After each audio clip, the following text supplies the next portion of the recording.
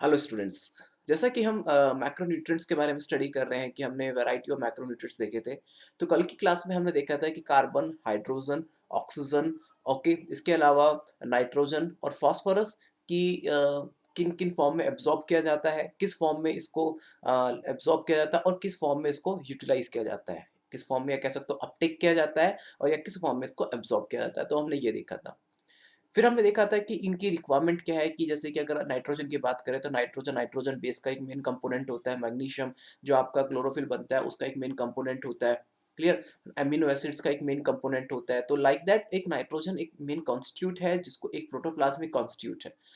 फिर हमने देखा था कि उसकी क्या उसके ना होने की वजह से कौन कौन सी डेफिशिएंसी हो सकती है। जैसे कि क्लोरोसिस होता है कि अगर जब देखिए नाइट्रोजन नहीं होगा तो नाइट्रोजन की ना होने की वजह से क्लोरोफिल नहीं बनेगा और क्लोरोफिल ना बनने की वजह से क्लोरोसिस हो जाएगा। पत्तियाँ पीले पड़ने लगती हैं। ग्रोथ जो होगी वो स्टन हो जाएगी। ठीक है? इसके अलावा जिसमें एक फाइकोसाइनिन पिगमेंट का फॉर्मेशन हो जाएगा जिसकी वजह से पिंक पत्तियाँ होंगी, हरे की जगह हल्की-हल्की पिंक पड़ना शुरू हो जाती हैं। फिर इसके अलावा नाइट्रोजन के बाद हमने देखा था फास्फोरस, कि प्लांट फास्फोरस को हाइड्रोजन फॉस्फेट और डाइहाइड्रोजन फॉस्फेट के फॉर्म में अपटेक करते हैं। ठीक है? और फिर वो उसको इनऑर्गेनिक फॉस्फेट के फॉर्म अपटेक करते हैं। लेकिन इससे क्या होता है कि जो फॉस्फेट है, जो आपका हाइड्रोजन फॉस्फेट है, डाइहाइड्रोजन फॉस्फेट है, यह तो है इनऑर्गेनिक फॉस्फेट। फिर उसको ऑर्गेनिक कंपाउंड के साथ उसको बाउंड कर दिया जाता है जिसको हम कहते हैं ऑर्गेनिक फॉस्फेट। ठीक है? तो हमने इन सब की स्टडी किया था कि आपका ये फॉस्फेट क्या होता है, फॉस्फेट की रिक्वायरमेंट क्या है, कि एटीपी बनाने में होता है। इसके अलावा कोएंजाइम्स होते हैं, एनएडी है, एनएडीपी है, ओके, एनएडीएच है, तो इनको बनाने में इसका मेन इंपॉर्टेंट रोल होता है। बहुत सारे इसके अलावा कुछ एमिनो एसिड्स होते हैं जो फॉस्फोरेट की फॉर्म में बनते हैं। ठीक है? हमने वैरायटी ऑफ कंपोनेंट देखे थे। प्रोटोप्लाज्म का भी एक मेन कॉन्स्टिट्यूट होता है। आज हम देखेंगे पोटेशियम के फॉर्म, पोटेशियम की क्या रिक्वायरमेंट होती है, उसकी ना होने की वजह से उसमें क्या-क्या डेफिशिएंसी हो सकती है। प्लांट जनरली पोटेशियम को के प्लस आयन के फॉर्म में एब्जॉर्ब करते हैं और it is required in the abundant quantity in the meristematic tissues, bud, leaf and root tips.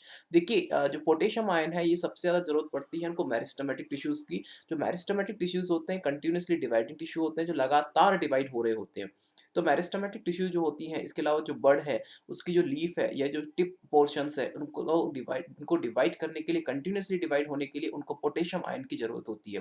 तो ऐसी सेल्स जहाँ पे कंटिन्यूअसली जो डिवाइड होती हैं, ये वहाँ पे पोटेशियम आयन की कॉन्सेंट्रेशन हमेशा हाई रहनी चाहिए क्योंकि इनको डिवाइड करने में मदद करती है। इसके अलावा इसके और भी बहुत सारे रोल हैं। देखिए पोटेशियम का सबसे इम्पोर्टेंट रोल होता है कि एंजाइम का एक एक्टिवेटर है।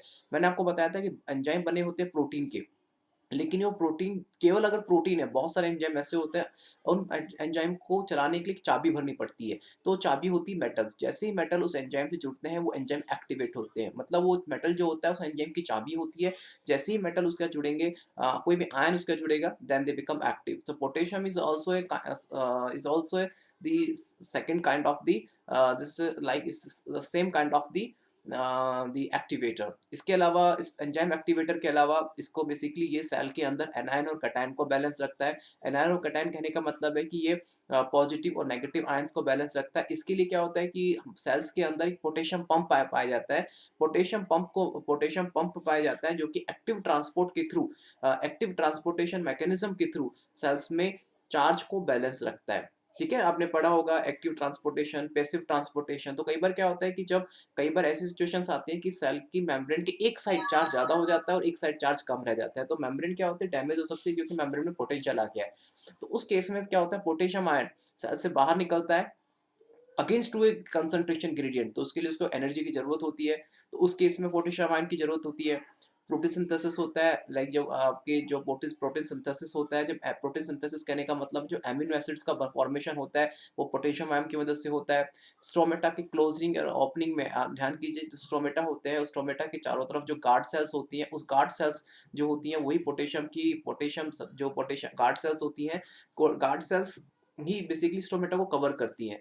तो वही पोटेशियम के एंट्री और एग्जिट से स्टोमेटा की क्लोजिंग और ओपनिंग बंद या फिर ओपन होने में प्रोबेबिलिटी दिखाती है। इसके अलावा वैरायटी ऑफ एंजाइम एक्टिवेट होते हैं, उसी के फॉर्म में होते हैं। टर्जिडिटी ऑफ सेल, मतलब सेल क्या होता है, एक सेल में अगर आपका वाटर फिल है, कंप्लीटली फिल है, तो ठीक है? तो उस केस में क्या होता है कि सेल की टर्जिडिटी मेंटेन करना। क्या होता है कि टर्जिडिटी कहने का मतलब है कि टर्जिडिटी कहने का मतलब है कि सेल का जो साइटोप्लाज्म है वो सेल मेम्ब्रेन पे कितना प्रेशर प्रोड्यूस करता है। अगर मान के चलो कि सेल का सारा वाटर बाहर आ जाए, तो जो सेल की जो कंडीशन होती है प्लाज्मोलाइसिस हो जाता है, मतलब उसकी मेम्ब्रेन चिपक जाती है। ओके, लाइक कंस्ट्रक्टेड हो जाती है। तो इस केस में क्या होता है, इस सिचुएशन को प्लाज्मोलाइसिस कहते हैं। तो सेल की टर्जिडिटी मेंटेन होनी चाहिए, उसमें टर्गर प्रेशर मेंटेन होना चाहिए, जिससे कि सेल आप स्ट्रक्चर मेंटेन रहे। टर्गर क्या होता है कि टर्गर एक तरह का प्रेशर होता है जिसकी वजह से सेल का स्ट्रक्चर मेंटेन होता है।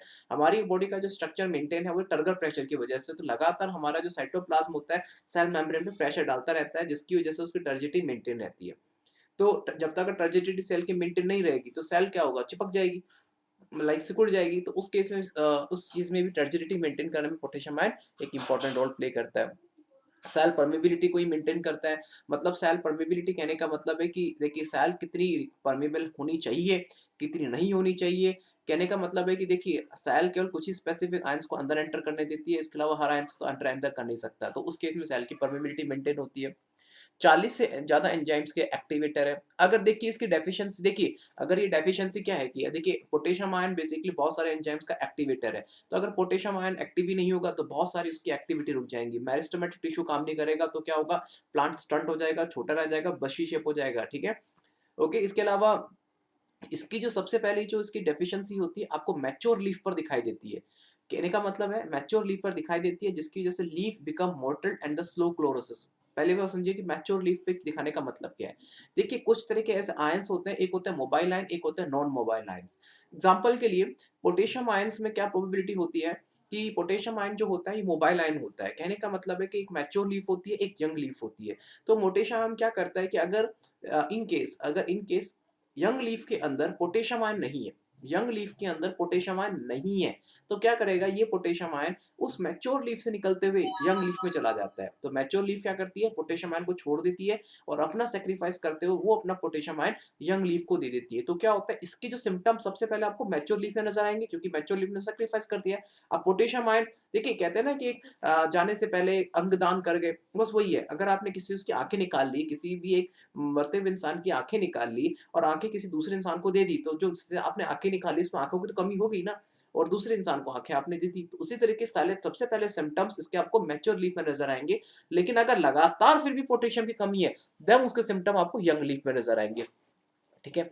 ओके, इसके अलावा इसमें अगर सिचुएशन होती है तो लव जो लीफ होती है बिकम मोटेल्ड हो जाती है। मोटेल्ड कहने का मतलब है उसका सरफेस एरिया धीरे-धीरे कम होने लग जाता है और क्लोरोसिस इश्यू हो जाता है। तो उस केस में जब पोटेशियम देखिए, अगर फिर भी समझ में नहीं आ रहा है किसमें क्या डेफिशिएंसी है, ऑलमोस्ट सब में एक जैसी ही डेफिशिएंसी आपको के अंदर दी गई है। तो उस सिचुएशन में क्या होता है, एनपीके यूज़ किया जाता है, फर्टिलाइजर यूज़ किया जाता है। कैल्शियम होता है, प्लांट सॉइल से कैल्शियम को Ca+2 के फॉर्म में एब्सॉर्ब करते हैं। देखिए कैल्शियम का सबसे इंपॉर्टेंट रोल होता है, एक तो सेल मेम्ब्रेन की परमेबिलिटी को बनाने में और सेल डिवीजन में एक इंपॉर्टेंट रोल प्ले करता है। क्योंकि जो आपके स्पिंडल फाइबर्स होते हैं, जो स्पिंडल फाइबर होते हैं, वो स्पिंडल फाइबर्स जो होते हैं बेटा, देखिए जो स्पिंडल फाइबर्स होते हैं, ये स्पिंडल फाइबर कैल्शियम और प्रोटीन के बने हुए होते हैं। तो अगर कैल्शियम ही नहीं होगा तो स्पिंडल फाइबर नहीं बनेंगे, स्पिंडल फाइबर नहीं बनेंगे तो सेल डिवीजन नहीं होगा, तो सेल डिवाइड नहीं होगी। इसके अलावा ये कैल्शियम और मैग्नीशियम पैक्टेट जिसकी मिडिल लैमेला बनी होती है, ध्यान कीजिए जो सेल वॉल होती है, दो सेल वॉल के बीच में एक सीमेंटिंग लेयर होती है, इसको हम कहते हैं मिडिल लैमेला। मिडिल लैमेला भी कैल्शियम मैग्नीशियम पैक्टेट की बनी होती है, मतलब कैल्शियम होता है तो कैल्शियम नहीं होगा तो मिडिल लैमेला नहीं बनेगी। तो मिडिल लैमेला क्या होती है, बहुत ज्यादा एक सॉफ्ट हो जाती है। तो जिसकी वजह से क्या होता है, जो आपकी वेजिटेबल्स होती हैं, फ्रूट्स होती हैं, ये सब सॉफ्ट हो जाते हैं। इसके अलावा इस कैल्शियम आयन का जो एक इंपॉर्टेंट रोल है वो होता है सेल वॉल के सिंथेसिस में इसका फॉर्मेशन होता है। मतलब सेल वॉल को बनाना होता है तो उस केस में इसको यूटिलाइज किया जाता है, क्योंकि मिडिल लैमेला उसकी बनी होती है, दैट्स व्हाई सेल वॉल के सिंथेसिस में इसको यूज किया जाता है, ठीक है? इसके अलावा माइटोटिक स्पिंडल मैंने बताया उसके फॉर्मेशन के लिए जरूरी है। It accumulate in the older leaf due to its non mobility characteristic. देखिए कैल्शियम आयन मैंने बताया था ना, दो तरीके के आयंस होते हैं, एक मोबाइल और एक नॉन मोबाइल आयन। कैल्शियम क्या होता है, नॉन मोबाइल है, जैसे कि आपने देखा ना पोटेशियम वो मोबाइल है। ये नॉन मोबाइल होने की वजह से क्या होता है कि अगर यंग लीफ को कैल्शियम नहीं मिल रहा तो भैया ये ओल्डर लीफ अपना कभी कैल्शियम नहीं देंगे भैया। अब क्या होगा कि कैल्शियम नहीं मिलेगा तो उसके सबसे पहले सिम्पटम्स किसमें नज़र आएँगे? आपको यंग लीफ में नज़र आएँगे।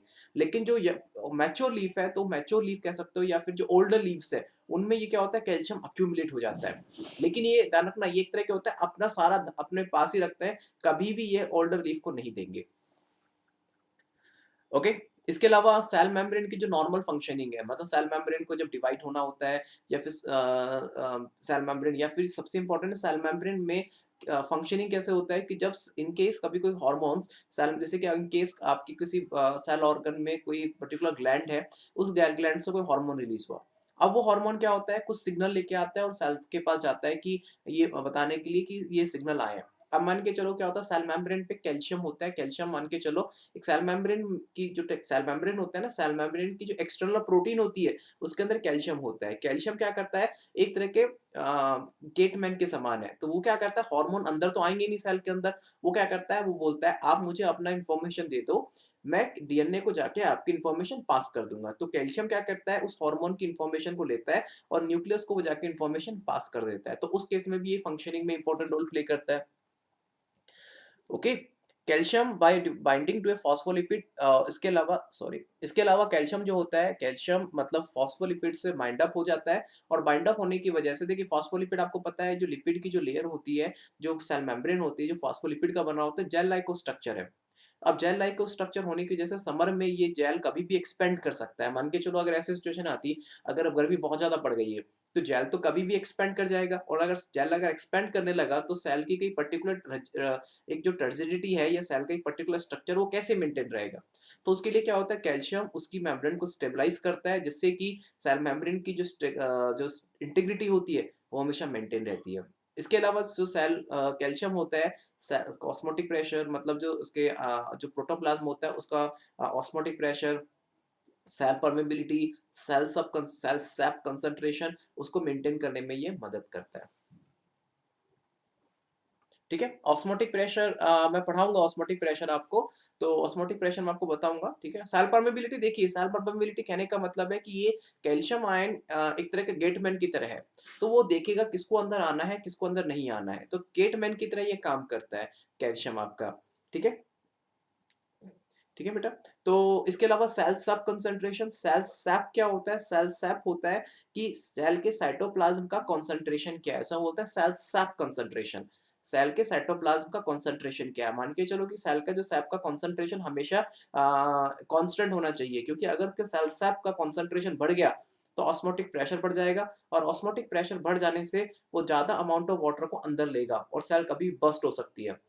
या अगर सेल से आपका कंसंट्रेशन डाउन चला गया तो ऑस्मोटिक प्रेशर कम हो जाएगा और ऑस्मोटिक प्रेशर कम होने की वजह से वाटर, बाहर का वाटर जो अंदर का वाटर है साइटोप्लाज्म का, वो ऑस्मोसिस के थ्रू बाहर चला जाएगा, तो जिसकी वजह से कभी भी सेकंड सिचुएशन क्रिएट हो सकती है। तो उस सिचुएशन में जो प्लाज्मा अगर बाहर निकल गया तो प्लाज्मोलाइसिस हो जाएगा। तो हमेशा सेल्स आपका कंसंट्रेशन हमेशा मेंटेन होना चाहिए। That I will discuss in the osmotic pressure.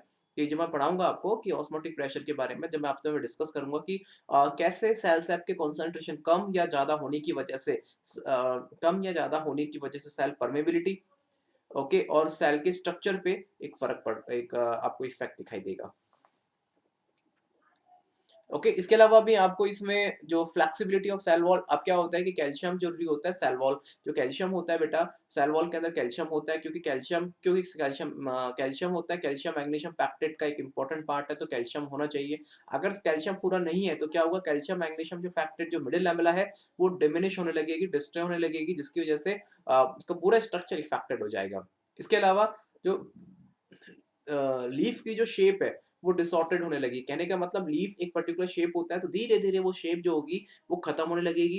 क्योंकि क्या होता है, खत्म इसलिए होती है क्योंकि सेल डिवीजन नहीं होता है। ओके।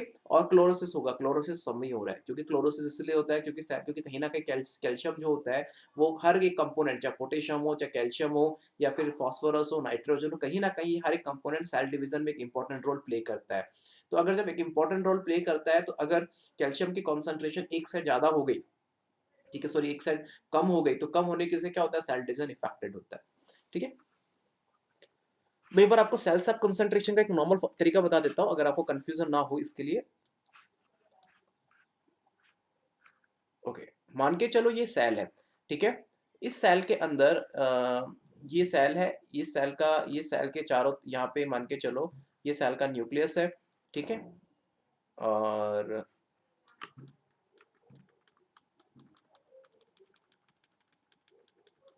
ये उसका साइटोप्लाज्म है। फॉर एन एग्जांपल साइटोप्लाज्म कह सकते हो या सेल सेप कह सकते हो। फॉर एन एग्जांपल अगर इसकी कॉन्सेंट्रेशन नॉर्मल टाइम से हाई हो गई, तो हाई होने से क्या होगा, कॉन्सेंट्रेशन किसी भी, ध्यान रखना कभी किसी कंपाउंड की कॉन्सेंट्रेशन, अगर जनरली क्या होता है इसके अंदर 80% वाटर होता है, 80 to 85% वाटर होता है, रिमेनिंग प्रोटीन और मिनरल आयंस होते हैं। तो for an example mineral ion की कॉन्सेंट्रेशन हाई होगी, तो मिनरल आयन की कॉन्सेंट्रेशन हाई होने से क्या हुआ, कहीं ना कहीं उसमें जो वाटर की कॉन्सेंट्रेशन कम हो जाएगी।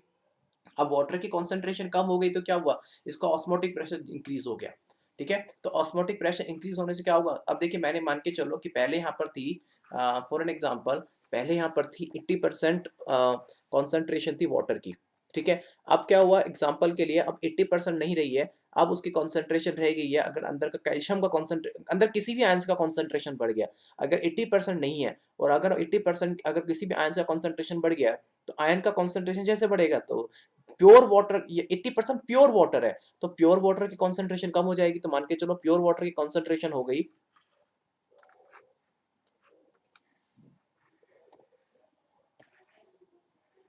मैं प्योर वाटर की बात कर रहा हूँ, ठीक है। 80% पहले प्योर वाटर था, अब मान के चलो एक आयन बढ़ गया, पोटेशियम आयन बढ़ गया कर लगातार, तो क्या हुआ, अब प्योर वाटर की कॉन्सेंट्रेशन कम हो गई, अब 60% रह गई, तो 60% जैसे रह गई तो अभी क्या करेगा, भैया सेल है, हमें तो अपना अमाउंट, हमें तो पूरा का पूरा, तो हमें तो भैया पूरा वाटर की हमें तो पूरा का पूरा वाटर फिर चाहिए, हम नहीं रह सकते इतना कम वाटर में, तो क्या करेगा, ये ऑस्मोटिक प्रेशर हाई होने की वजह से तो क्या करेगा, ये वाटर बाहर से लेने की कोशिश करेगा, और जैसे ही बाहर से लेने की कोशिश करेगा तो लगातार, अगर देखिए अगर उसकी कॉन्सेंट्रेशन, अब क्या होगा, लगातार ही बाहर से लेने की कोशिश करेगा, और कई बार क्या होगा, अगर इनकेस ऐसा हुआ कि वाटर की कॉन्सेंट्रेशन रिक्वायरमेंट से ज्यादा हो गई, तो क्या होगा, जितना इसके ऊपर जो टर्जर प्रेशर था वो बढ़ने लगेगा, क्योंकि वाटर, अगर मान के चलो एक बलून में अगर आप पानी भरे जा रहे हो, भरे जा रहे हो, भरे जा रहे हो, तो अगर आप लगातार आपका बलून में पानी भरता रहेगा, तो पानी क्या करेगा, बलून की दीवार पे फोर्स करेगा, और एकदम के जो फोर्स एक्सिट कर जाएगा तो बलून फट जाएगा।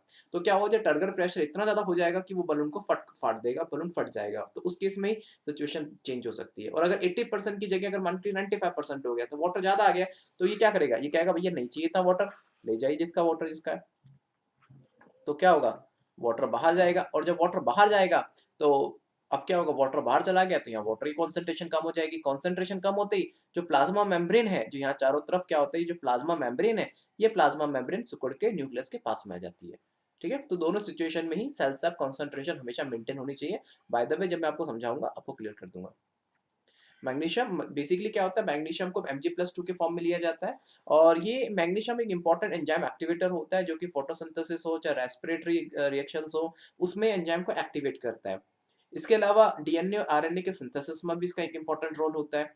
अब जैसे कि जो मैग्नीशियम आयन होता है वो जब हेक्सोकाइनेस एंजाइम है, हेक्सोकाइनेस एंजाइम जैसे कि ग्लाइकोलाइसिस में पढ़ा था, जिसमें कि जो 6 कार्बन का स्ट्रक्चर होता है, जिसमें फॉस्फेट का कई बार फर्स्ट से 6 कार्बन के ऊपर जो ट्रांसफर होता है, that enzyme activate become activate in the presence of magnesium ion.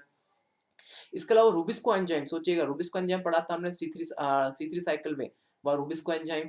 PEPCO enzyme जो पढ़ा था हमने किसमें, C4 साइकिल में, C4 साइकिल में पढ़ा था पेप्को एंजाइम, तो ये भी मैग्नीशियम प्लस आयन की प्रेजेंस में एक्टिवेट होता है।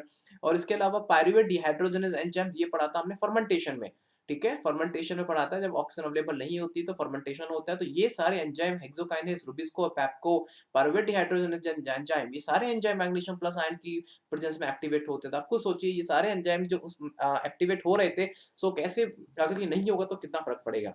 इसके अलावा एटीपी का बनना, एटीपी का बनना, ओके, एटीपी का टूटना, ये सब क्या कहते हैं, मैग्नीशियम आयन की प्रेजेंस में होता है। दूसरा, मैग्नीशियम आपको पता है कि क्लोरोफिल का जो एक रिंग स्ट्रक्चर होता है, तो नाइट्रोजन के बीच में मैग्नीशियम आयन पाया जाता है, मैग्नीशियम आयन पाया जाता है, ठीक है। तो अगर मैग्नीशियम नहीं होगा तो क्लोरोफिल नहीं बनेगा, तो उसकी क्या होगी, उसका जो हेड होगा उसका फॉर्मेशन नहीं होगा। इसके अलावा राइबोसोम की जो दो यूनिट्स होती है, एक स्मॉल एक और एक लार्ज यूनिट, दोनों जो यूनिट्स होती हैं जनरली अलग होती है, लेकिन मैग्नीशियम आयन की प्रेजेंस में ही दो यूनिट आपस में आके कंबाइन होती हैं। तो अगर दोनों यूनिट अलग अलग होंगी, ठीक है, और अलग-अलग हैं। जनरली क्या दोनों जो यूनिट होती है एग्ज़ाम्पल के लिए अगर मैं यूकेरियोटिक की बात करता हूँ तो यूकेरियोटिक में होता है 80s, 60s और 40s जनरली अलग-अलग होती हैं, लेकिन जब भी प्रोटीन सिंथेसिस करना होता है दोनों यूनिट आपस में जुड़ के काम करती हैं। और लेकिन जब दोनों यूनिट जुड़ती है वो मैग्नीशियम आयन के प्रेजेंस में जुड़ती हैं। तो अगर मैग्नीशियम आयन नहीं होगा तो दोनों नहीं जुड़ेंगे। और जब प्रोटीन नहीं बनेगा, आप सोचिए प्रोटीन नहीं बनेगा तो फिर आगे कैसे सेल डिवीज़न होगा, कैसे कोई सेल डिवीज़न होगा, कैसे कोई ग्रोथ होगी। और जब मैग्नीशियम नहीं होगा तो रूबिस्को एंजाइम काम नहीं करेगा, पेप्को एंजाइम काम नहीं करेगा, हेक्सोकाइनेज एंजाइम काम नहीं करेगा, तो कोई एंजाइम काम ही नहीं करने वाला। और इसके अलावा डीएनए और आरएनए का सिंथेसिस भी मैग्नीशियम प्लस की वजह से होता है। तो सोचिए कितने इंपॉर्टेंट फैक्टर्स हैं जो लाइक मैग्नीशियम की वजह से फर्क पड़ सकते हैं। तो जरूरी नहीं है कि जो आपकी बुक में लिखा हुआ आप खुद सोच के लिख सकते हो। तो कौन कौन से फोटोसिंथेसिस इनहिबिटेड होगा, फोटोसिंथेसिस नहीं होगा तो सनलाइट फूड अपना प्लांट अपना फूड नहीं बना पाएंगे, ना वो खुद के लिए फूड रख पाएंगे ना दूसरों को फूड देंगे। जब फूड नहीं होगा तो एनर्जी नहीं आएगी, एनर्जी नहीं आएगी तो कोई मेटाबॉलिक एक्टिविटी नहीं होगी। ठीक है। इंटरवेनल क्लोरोसिस का मतलब है कि उसके वेन्स के चारों तरफ आपको वेन्स के चारों तरफ जो वेन होती है ना उसके वेन के चारों तरफ क्लोरिल जो क्लोरोफिल मॉलिक्यूल होता है वो डैमेज होना शुरू हो जाएगा और फिर आपको एंथोसायनिन पिगमेंट बनेगा जिसकी वजह से आपको ये रेड येलो ऑरेंज स्पॉट्स दिखाई देंगे। ठीक है, क्योंकि एंथोसायनिन पिगमेंट इसलिए बन रहा है क्योंकि अब क्लोरोफिल नहीं बन पा रहा तो एंथोसायनिन पिगमेंट बनता है। सल्फर, प्लांट जनरली सल्फर को सल्फेट के फॉर्म में लेते हैं और सल्फर दो एमिनो एसिड में प्रेजेंट होता है, सिस्टीन और मैथियोनिन। ठीक है, जो 20 एमिनो एसिड है दो एमिनो एसिड ऐसा है जिसके अंदर सल्फर प्रेजेंट होता है। ये बहुत सारे एंजाइम्स हैं लाइक विटामिन्स है, मतलब जितने भी कोएंजाइम्स पढ़े हैं आपने एनएडी एनएडीपी ओके एफईडी ये सारे कोएंजाइम्स हैं। इसके अलावा vitamins thiamine biotin coenzyme A okay ये सारे जो आपके विटामिन्स होते हैं। फेरोडॉक्सिन याद कीजिए कि जो हमने पढ़ा था फोटोसिंथेसिस में जो फर्स्ट इलेक्ट्रॉन एक्सेप्टर होता है फेरोडॉक्सिन सल्फर, जो कि इवन आपने इसमें भी पढ़ा था या ईटीएस के अंदर फेरोडॉक्सिन। उन सबका जो पहला जो लाइक फर्स्ट इलेक्ट्रॉन एक्सेप्टर था फेरोडॉक्सिन ही था। ये सब सल्फर के बने होते हैं, फेरोडॉक्सिन सल्फर लिखते होता है एफईएस प्रोटीन। ठीक है, तो ऐसे बहुत इंपॉर्टेंट पार्ट है। और मेथियोनिन हमेशा पहले प्रोटीन चेन का सबसे पहला अमीनो एसिड होता है, लेकिन जब पहला अमीनो एसिड सल्फर का बना हुआ है, अगर सल्फर नहीं होगा तो पहला अमीनो एसिड नहीं जुड़ेगा, पहला अमीनो एसिड नहीं जुड़ेगा तो आगे आने वाले अमीनो एसिड भी नहीं जुड़ेंगे। अब सल्फर की कमी से क्या क्या प्रॉब्लम हो सकती है? क्या होता है कि डेफिशिएंसी हो सकती है, दो अमीनो एसिड्स की सिस्टीन और मेथियोनिन दो अमीनो एसिड्स की कमी हो सकती है। और अगर दो अमीनो एसिड्स की अगर कमी होगी तो क्या होगा, प्रोटीन की प्रॉपर चेन नहीं बनेगी। और प्रोटीन की अगर प्रॉपर चेन नहीं बनेगी, प्रोटीन की अगर प्रॉपर चेन नहीं बनेगी, सोचिए प्रोटीन ना होने की वजह से कितनी प्रॉब्लम हो सकती है। मेथियोनिन पहला अमीनो एसिड है और जो कि सल्फर का बना होता है, अगर पहला अमीनो एसिड नहीं जुड़ेगा तो रिमेनिंग 19 अमीनो एसिड्स कैसे जुड़ेंगे? ठीक है, इसके अलावा increase in the thick wall tissues जैसे सस्करनकाइमा, जाइलम एंड कोलेनकाइमा। और प्लांट और जनरली क्या होता है, प्लांट की साइज से वैसे भी ग्रोथ होगी नहीं क्योंकि सेल डिवीजन ही नहीं हो पाएगा। जब प्रोटीन बनेगा तो स्पिंडल फाइबर्स बनेंगे।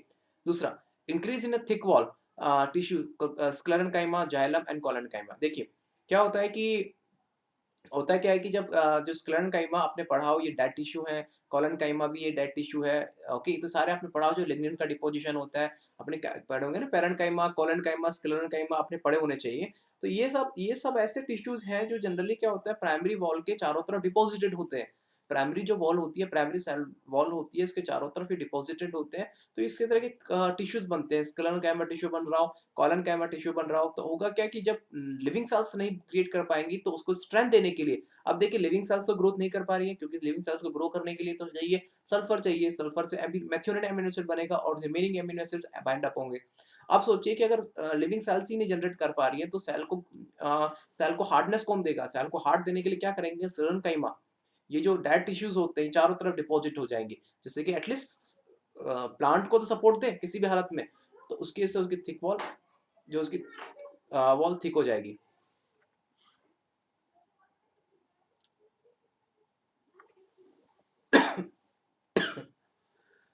आयरन प्लांट जनरली क्या होता है कि आयरन को Fe+3 के फॉर्म में लेते हैं, लेकिन वर्क होता है Fe+2 के फॉर्म में।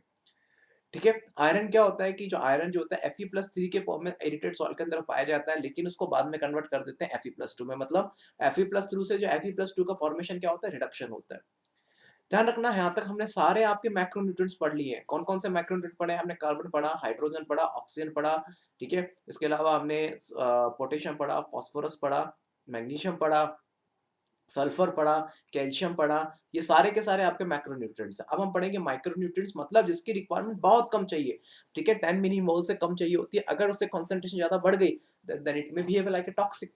सो ये लार्जर अमाउंट में द माइक्रो, लेकिन ध्यान रखना आयरन की खास बात क्या होती है, एक थोड़ा-सा एक्सेप्शन है कि जितने भी अदर माइक्रो न्यूट्रिएंट्स हैं, उससे थोड़ा-सा ज़्यादा ये आयरन चाहिए होता है। Okay, it is in a middle portion, मतलब मिडल पोजीशन में होता है, मतलब माइक्रो न्यूट्रिएंट से ज़्यादा और मैक्रो न्यूट्रिएंट से कम मिडल पोर्शन में होता है। लेकिन ध्यान रखिएगा आयरन है एक माइक्रो न्यूट्रिएंट, लेकिन जो क्वांटिटी होती है 10 मिलीमोल से थोड़ी ज़्यादा, 10 मिलीमोल से थोड़ी सी ज़्यादा चाहिए होती है, लेकिन आपके मैक्रो से कम चाहिए होती है। ये ध्यान रखना, जो आपका आयरन है Fe है, आपने पढ़ा होगा जो फेराडॉक्सिन होती है, इसके अलावा जितने भी आपके साइटोक्रोम्स होते हैं, ठीक है, ये सब में इलेक्ट्रॉन कैरियर होता है। तो इलेक्ट्रॉन कैरियर होता है, तो अगर आयरन नहीं होगा तो इलेक्ट्रॉन कैसे कैरी होगा, तो इलेक्ट्रॉन कैरी नहीं होगा तो रेस्पिरेटरी सिस्टम कैसे काम करेगा, और रेस्पिरेटरी सिस्टम अगर काम नहीं करेगा या फोटोसिंथेटिक सिस्टम काम नहीं करेगा तो फूड कैसे बनेगा, और अगर फोटोसिंथेटिक सिस्टम काम रेस्पिरेटरी सिस्टम काम नहीं करेगा तो एनर्जी कैसे बनेगी। तो कि ईटीएस में याद कीजिए, हमने ईटीएस है, इसके अलावा साइटोक्रोम्स हैं, सब में साइक्लिक नॉन साइक्लिक रिएक्शन पढ़ी थी, सब में साइटोक्रोम्स थे। और जब क्या होता है कि जब भी इलेक्ट्रॉन का मूवमेंट होता है, तो मूवमेंट के इलेक्ट्रॉन में जनरली क्या होता है कि ये क्या होता है, रिवर्सिबली ऑक्सीडाइज हो सकता है। मतलब कहने का मतलब है कि अगर मान के चलो एक साइटोक्रोम, जो कि एक साइटोक्रोम सबसे पहले इलेक्ट्रॉन लेगा, इलेक्ट्रॉन लेने के बाद में कन्वर्ट किस में हो गया, मतलब Fe+3 के, अगर मान के चलो कि कहने रिवर्सिबली ऑक्सीडाइज, कहने का मतलब है कि अगर एक साइटोक्रोम, जो आपका साइटोक्रोम्स है जिसके अंदर आपका फेरस मॉलिक्यूल है, ठीक है, जैसे फेरस मॉलिक्यूल है Fe+2 है, तो Fe+2 ने क्या किया, Fe+2 है, ठीक है, क्योंकि Fe+2 के अंदर ये एक्टिव होते हैं, तो Fe+2 है, तो अगर उसने सबसे पहले इलेक्ट्रॉन लेगा, तो इलेक्ट्रॉन लेते हुए क्या कन्वर्ट हो गया, Fe+3 में। अब जैसे ही Fe+2 ने इलेक्ट्रॉन लिया, Fe+3 में कन्वर्ट हो गया। सॉरी, सबसे पहले जैसे एग्जांपल के लिए, सॉरी जस्ट रॉन्ग, जो भी आपके साइटोक्रोम्स होते हैं, जैसे कि आपके जितने भी साइटोक्रोम्स होते हैं, तो साइटोक्रोम्स क्या करते हैं, जितने भी आपके साइटोक्रोम्स होते हैं, तो साइटोक्रोम क्या करते हैं, जनरली क्या होते हैं कि ये जो भी साइटोक्रोम्स है, साइटोक्रोम Fe+3 के फॉर्म में होते हैं। ये आपके इलेक्ट्रॉन लेते हैं और इलेक्ट्रॉन लेने के बाद में कन्वर्ट हो जाते हैं Fe+2 में। मतलब आपका होता ये फेरिक के, मतलब होता है फेरिक के फॉर्म में है, लेकिन फेरिक के फॉर्म में होता है, लेकिन जैसे इलेक्ट्रॉन लेंगे Fe+2 में कन्वर्ट हो जाएंगे। लेकिन जब एक साइटोक्रोम दोबारा अपने इलेक्ट्रॉन को किसी दूसरे साइटोक्रोम को देगा, क्योंकि चैन रिएक्शन चलती है, चैन में चलती है, तो जब पहली, अब वो Fe+2 था, अब अपने इलेक्ट्रॉन उसने दे दिए दूसरे साइटोक्रोम को, तो दोबारा से Fe+3 हो गया। तो पहले वो Fe+3 था, उसने इलेक्ट्रॉन एक्सेप्ट किया, Fe+2 हो गया, रिडक्शन हो गया। लेकिन लेकिन होता है क्या है कि जब Fe+2 हो गया, तो Fe+2 होने के बाद में फिर वो अपने इलेक्ट्रॉन दोबारा दूसरे साइटोक्रोम को दे देगा, तो Fe+3 में कन्वर्ट हो जाएगा। सो लाइकवाइज इसी तरीके से इलेक्ट्रॉन का मूवमेंट चलता रहता है। और ये अदर एंजाइम्स है, लाइक कैटालिस एंजाइम, आपने पढ़ा हो तो पेरोक्सिसोम, जो मैंने बताया था, फोटो रेस्पिरेशन है, तो इसे कहते हैं, सॉरी इसलिए कहते हैं उसको रिवर्सिबली ऑक्सीडाइज हो सकता है, ठीक है। ओके, जो कैटालिस एंजाइम, अब सोचिए मैंने बताया था आपको फोटो रेस्पिरेशन, तो फोटो रेस्पिरेशन में जब आपको मैंने बताया था पेरोक्सिसोम के अंदर जो H2O2 बनता है, तो H2O2 जो को H2O2 को खत्म करने के लिए कैटालिस एंजाइम होता है। कैटालिस जो एंजाइम होता है, आयरन की प्रेजेंस में एक्टिवेट होता है, तो और ये क्लोरोफिल के फॉर्मेशन के लिए जरूरी है, ठीक है, आयरन भी जरूरी है।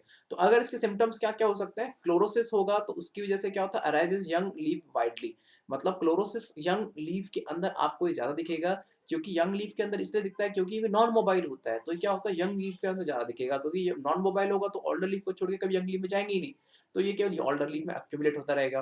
क्लोरोसिस मतलब क्लोरीन, जो आपके क्लोरीन, जो आपके क्लोरोफिल होता है उसकी कमी हो जाती है, क्योंकि क्लोरोफिल के फॉर्मेशन के लिए भी ये भी जरूरी होता है। Irregularity in the photosynthesis respiration photosynthesis process, क्योंकि इसलिए इरेगुलरिटी होगी क्योंकि क्या कहते हैं, फेरस आयन ही इलेक्ट्रॉन को एक्सेप्ट करता है। Process of cell division stops, जैसे कि आपका जो फेरस आयन है, ठीक है, अब आप देखोगे जैसे कि, देखिए एक मिनट बताता हूँ आपको मैं, देखिए जनरली क्या होता है कि जब जैसे एग्जांपल के लिए जब आपका ये ट्रांसफर ही नहीं होंगे इलेक्ट्रॉन्स, तब यहाँ देखिए जो लिखा हुआ था कि ये साइटोक्रोम्स में इलेक्ट्रॉन ट्रांसफर होते हैं, जब इलेक्ट्रॉन ट्रांसफर ही नहीं होंगे तो एनर्जी नहीं मिलेगी, जब एनर्जी नहीं मिलेगी तो एटीपी नहीं बनेगा, जब एटीपी नहीं बनेगा तो फिर वो सोचिए ग्लाइकोलाइसिस रिएक्शन कैसी होगी, जब पढ़ा था ग्लाइकोलाइसिस में तीन पहली रिएक्शन ऐसी होती है इसमें आपका एनर्जी को इन्वेस्ट करना पड़ता है, ठीक है। अब प्लांट ग्रोथ ऑटोमेटिकली डाउन हो जाएगी जब सेल डिवीजन नहीं होगा तो, ओके। अब आता है मैग्नीज, जनरली जो क्या होता है कि जो प्लांट होते हैं मैग्नीज आयन के फॉर्म में स्टोर करते हैं, और ये भी वैरायटी ऑफ रेस्पिरेशन में इन्वॉल्व होता है, वैरायटी ऑफ प्रोसेस में इन्वॉल्व होता है, लाइक फोटोसिंथेसिस हो, चाहे रेस्पिरेशन हो या नाइट्रोजन मेटाबॉलिज्म हो, ठीक है। नाइट्रोजन मेटाबॉलिज्म प्लांट के होता है, प्लांट के पॉइंट ऑफ व्यू से पढ़ रहे हैं, प्लांट के पॉइंट ऑफ व्यू ध्यान रखिएगा। जैसे कि मैंने बताया था कि जब नॉन साइक्लिक फोटोफॉस्फोराइलेशन में H2O की स्प्लिटिंग होती है तो मैंगनीज और क्लोराइड आयंस की प्रेजेंस में होती है। तो इस केस तो मतलब फोटोसिंथेसिस में ये one of the important factor है, one of the important ion है। ठीक है? इसके अलावा रेस्पिरेशन, रेस्पिरेशन में ध्यान रखिएगा कहाँ पे यूज़ होता है, रेस्पिरेशन में जब आपका पायरुविक एसिड से कोएसिटल कोएंजाइम बनता है, तो उस केस में मैंगनीज आयन की रिक्वायरमेंट होती है। नाइट्रोजन मेटाबॉलिज्म तो पूरा का पूरा प्रोसेस मैंगनीज के भरोसे चलता है, क्योंकि जो नाइट्रोजन मेटाबॉलिज्म में जो आपके बैक्टीरिया काम करते हैं, नाइट्रोजनेज जो एंजाइम काम करता है, उस जो कि क्या होता है नाइट्रोजन मेटाबॉलिज्म में नाइट्रोबैक्टर नाइट्रोकोकस बैक्टीरिया काम करते हैं। तो ये जो बैक्टीरिया होते हैं नाइट्रोजनेज एंजाइम रिलीज करते हैं और नाइट्रोजन एंजाइम केवल मैंगनीज आयन की प्रेजेंस में ही एक्टिव होता है। इसके अलावा ग्लाइकोप्रोटीन बनाने में ये एक इंपॉर्टेंट रोल प्ले करता है। ओके, अब मैंगनीज की वजह से क्या क्या प्रॉब्लम हो सकती है। अगर मैंगनीज नहीं होगा तो उसकी वजह से क्या होगा कि आपको यंग लीफ में, क्योंकि seen young and mature leaf of plant, कहने का मतलब है कि जो मैंगनीज की जो कमी है आपको यंग और मैच्योर लीफ दोनों में दिखाई देगी। लेकिन देखिए, ध्यान रखना इस लाइन को, आरबीएससी ने पूरी तरह से नहीं लिखा। कैसे होता है सुनिए पहले। सबसे पहले क्या होता है, ये जो मैंगनीज आयन होता है ये नॉन मोबाइल आयन होता है, तो कभी भी ये मोबाइल मोबाइल नहीं होगा। तो क्या होगा, सबसे पहले इसकी कमी किसमें दिखाई देगी आपको, फिर यंग लीफ में दिखाई देगी। लेकिन क्या होगा कि जब कंटिन्यूअसली एब्जॉर्प्शन बंद हो जाएगा सोइल से, फिर इसकी कमी आपको फिर आपको उसकी कमी फिर मैच्योर लीफ में आपको दिखाई देगी।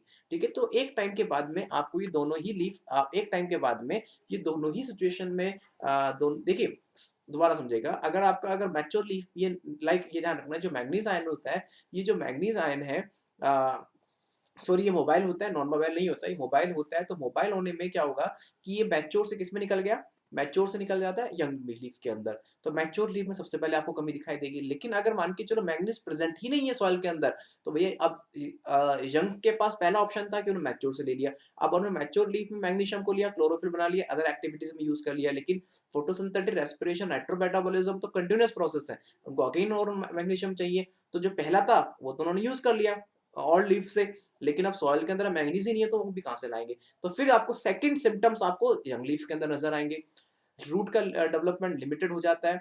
रूट का डेवलपमेंट इसलिए लिमिटेड हो जाता है क्योंकि इसमें फूड ही नहीं बनता है। फूड बनेगा मैग्नीशियम आयन में, जैसे कि आपका फूड ही नहीं बनेगा तो खाना आप डिसोशिएट किसको करोगे, क्योंकि वाटर की स्प्लिटिंग नहीं होगी। दूसरा, अगर जो आपका पायरुविक डिहाइड्रोजनेज से सॉरी आपका जो एसिटाइल कोएंजाइम बनता है वो मैग्नीशियम आयन की प्रेजेंस से बनता है, तो आपका रेस्पिरेटरी सिस्टम प्रॉपर काम नहीं करेगा। इसके अलावा इसकी डेफिशिएंसी की वजह से कई बार प्लांट में आपको कुछ डिसीज दिखाई देंगे, जैसे grey speck of oat marsh spot of pea, मतलब पी के अंदर आपको कुछ मार्सी से स्पॉट दिखाई देंगे, लीफ आपको कुछ होता है ना धब्बे धब्बे से दिखाई देते हैं। इसके अलावा ओट के ऊपर आपको ग्रे कलर के धब्बे दिखाई देंगे। तो ये ऐसी प्रॉब्लम दिखाई देती है। जिंक, जिंक एक जनरली प्लांट जनरली जिंक को Zn+2 के फॉर्म में लेती है। और जिंक को कई बार प्लांट लीफ के थ्रू भी ले सकते हैं। अगर जिंक की अगर आप स्प्रे लीफ के ऊपर करते हैं तो लीफ भी जिंक को ले सकती है एक्सेप्ट रूट। ओके, ये वेरियस एंजाइम्स का एक्टिवेटर होता है, स्पेशली कार्बोक्सिलेजेस एंजाइम। याद कीजिए हमने रेस्पिरेटरी रिएक्शंस में बहुत जगह पढ़ा और इवन फोटोसिंथेसिस में भी बहुत जगह पढ़ा। रेस्पिरेटरी रिएक्शंस के क्रेब्स साइकिल में पढ़ा हमने काफी जगह कि क्रेब्स साइकिल में कार्बोक्सिलेज एंजाइम यूज होता है, इसमें CO2 बाहर निकल जाता है। तो हर एक कार्बोक्सिलेज एंजाइम का जो एक्टिवेटर होता है जिंक होता है। फोटोसिंथेटिक रिएक्शन में C3 साइकिल में भी देखा था हमने, CO2 बाहर निकलता है। ठीक है, उस कार्बोक्स जैसे कि अपने आपने जैसे कि C4 साइकिल में है, कैम साइकिल में है। ठीक है, तो इवन आपके फोटो रेस्पिरेटरी सिस्टम में बहुत जगह कार्बोक्सिलेज आपने देखा था। ओके, इसके अलावा आपने C3 साइकिल में भी खुद में आपने देखा था, जहाँ पे कार्बोक्सिलेज एंजाइम काम कर रहा था और एक CO2 बाहर निकल रहा था। अब सोचिए, जहाँ पे अगर ये एंजाइम काम अगर कार्बोक्सिलेज एंजाइम का एक्टिविटी जिंक करता है, अगर जिंक नहीं होगा तो कार्बोक्सिलेज एंजाइम एक्टिव नहीं हो पाएंगे। और इसके अलावा ये अल्कोहल डिहाइड्रोजनेज एंजाइम का एक्टिवेटर होता है, जिससे कि अल्कोहल बनाया जाता है। ओके, ऑक्सिन फॉर्मेशन, ऑक्सिन जो है जिसे फाइटोक्रोम है। ओके, तो ऑक्सिन के फॉर्मेशन के लिए भी जिंक की जरूरत होती है, जो एक फाइटो हार्मोन्स होते हैं जो कि प्लांट की ग्रोथ के लिए जरूरी होता है। अब आप देखिए, ऑक्सिन हार्मोन चाहिए होता है प्लांट की ग्रोथ के लिए, तो प्लांट की ग्रोथ के लिए तो ऑक्सिन ही नहीं है, तो प्लांट की ग्रोथ नहीं हो तो स्टन हो जाएंगे। नेक्रोटिक एरिया दिखाई देंगे लीफ के चारों तरफ। क्या होता है, इसमें टिश्यू डैमेज होना शुरू हो जाते हैं, तो लीफ के चारों तरफ आपको नेक्रोटिक टिश्यू दिखाई देता है। नेक्रोटिक मतलब डैमेज टिश्यू। ठीक है, जो लीफ का जो पेरीमीटर होता है वो खत्म होने लग जाता है, और मतलब पेरी जैसे लीफ इतनी थी तो धीरे धीरे धीरे धीरे खत्म होना शुरू हो जाएगी, और एक टाइम के बाद में फ्लोएम में माल फॉर्मेशन शुरू हो जाएगा। ठीक है, मालफॉर्मेशन कहने का मतलब है कि फ्लोएम में मालफॉर्मेशन शुरू हो जाएगा, मतलब कहने का मतलब फ्लोएम उतनी कैपेसिटी से आप फूड को एब्ज़ॉर्ब नहीं कर पाएगा, जितनी कैपेसिटी से फ्लोएम के थ्रू फूड का ट्रांसपोर्टेशन जो होता है, फ्लोएम से फूड का ट्रांसपोर्टेशन होता है। लेकिन अब फ्लोएम से क्या होता है, मालफॉर्मेशन होने की वजह से फ्लोएम उतनी कैपेसिटी से फूड का ट्रांसपोर्टेशन नहीं कर पाएगा। Okay? Main deficiency disease of zinc is a little leaf. कई बार क्या होता है, मतलब लीफ क्या होता है, छोटी-छोटी रह जाती है। देखिए सबका कारण यही है कि जिंक जो है एक इंपॉर्टेंट कंपोनेंट है कार्बोक्सिलेज एंजाइम का। जब कार्बोक्सिल एंजाइम ही एक्टिवेट नहीं होगा तो कहाँ से कोई देखिए, जब आपको सोचिए लीफ का एक सरफेस एरिया इतना बड़ा होता है, एक रीज़न ये भी होता है कि फोटोसिंथेसिस को कर सके। लेकिन जो कार्बोक्सिलेज एंजाइम ही नहीं है उसके अंदर, फोटोसिंथेटिक कैसे करेंगे? रेस्पिरेटरी रिएक्शन भी कैसे करेंगे? तो क्या होता है, लीफ को अपना साइज़ को कम करना पड़ेगा। जैसे कि अब वो अब कर ही नहीं पा रहे फोटोसिंथेसिस, तो अपने साइज़ को वो कम कर लेंगी। कॉपर, ठीक है? जनरली प्लांट जो होते हैं कॉपर को कॉपर प्लस 2 के फॉर्म में एब्ज़ॉर्ब करते हैं। ओके, एक like it is essential for the overall metabolism, मतलब जो प्लांट जैसे कि 3 तरीके के मेटाबॉलिज्म जो मेनली शो करते हैं, जैसे कि फोटोसिंथेटिक, नाइट्रोजन मेटाबॉलिज्म और रेस्पिरेशन। तो रेस्पिरेशन में याद कीजिए लास्ट का जो इलेक्ट्रॉन एक्सेप्टर था, ठीक है? हमेशा पहले एक Cu प्लस आता है, Cu प्लस आपका ध्यान रखिएगा, ये अगर आपको याद हो तो Cu प्लस आपका जो होता है कि इलेक्ट्रॉन को एक्सेप्ट करता है, Cu+2 इलेक्ट्रॉन को एक्सेप्ट करता है, जब जाके वो Cu में कन्वर्ट होता है, फिर अपने इलेक्ट्रॉन को ऑक्सीजन देता है। ईटीएस का सबसे लास्ट स्टेप देख लेना एक बार, आपको देखेंगे वो कॉपर यूज़ हो रहा था। इसके अलावा ये सर्टेन एंजाइम के साथ सर्टेन एंजाइम में इन्वॉल्व होता है। ओके, प्लास्टोसाइनिन है, प्लास्टोक्विनोन है, ठीक है? वो कॉपर के बने हुए होते हैं। प्लास्टोक्विनोन, प्लास्टोसाइनिन आपने पढ़े थे फोटोसिंथेसिस में, नॉन साइक्लिक साइक्लिक रिएक्शन में। तो वहाँ पे रिवर्सिबली ऑक्सीडाइज़ होता है। मतलब पहले कहने का मतलब है कि रिवर्सिबली ऑक्सीडाइज़ कहने का मतलब है Cu+2 सबसे पहले इलेक्ट्रॉन लेगा, Cu+ में कन्वर्ट होगा, फिर Cu+ हो गया, फिर वो इलेक्ट्रॉन अपना आगे वाले साइटो आगे आगे आगे वाले लाइक प्रोटीन को दे देगा, तो फिर वो दोबारा से ऑक्सीडाइज़ हो जाएगा। तो लगातार इस तरीके से प्रोसेस चलता रहता है। Cu+2 आयन लिखा भी हुआ है, which receive the electron at the end, जिसकी वजह से उसको टर्मिनल इलेक्ट्रॉन एक्सेप्टर भी कहा जाता है। डेफिशिएंसी होगी, डेफिशिएंसी देखिए कॉपर की डेफिशिएंसी देखिए हर कहीं किसी की डेफिशिएंसी 3 से जुड़ी हुई है, फोटोसिंथेटिक और रेस्पिरेशन से। और अगर कहीं न कहीं ये दोनों नहीं होंगे तो मेजर प्रॉब्लम आता है कि लीफ डिसऑर्डर्ड होगी, लीफ अपना साइज़ कम कर लेगी, ये प्रॉब्लम आता है। और इनकी डेफिशिएंसी की वजह से कई बार die back disease of citrus appear due to this deficiency. Okay, citrus जो होता है लाइक जो लेमन होता है उसमें कई बार आपको डाई बैक डिसीज़ होती है, जिसमें जनरली क्या होता है कि ये इनका जो कलर होता है वो डैमेज होना शुरू हो जाता है, और डैमेज उसकी वजह से उसमें जो रस की जो कैपेबिलिटी होती है, जो एक सिट्रस सिट्रस के अंदर, वो कम हो जाती है। ओके, चलिए आज के लिए इतना ही। हमने 10 आपके खत्म किए न्यूट्रिएंट्स, अब हम पढ़ेंगे नेक्स्ट कल का आपको लेक्चर मिलेगा, ध्यान रखना कल मैं ये आपका मिनरल न्यूट्रिशंस भी खत्म कर दूँगा। तो कल के इस लेक्चर में मिनरल न्यूट्रिशन खत्म हो जाएगा, कल भी आपको एक लेक्चर आपको मिलेगा। कल अच्छे से रीड कीजिएगा इस लेक्चर को ताकि हम आगे चल पाएँ। धन्यवाद। धन्यवाद।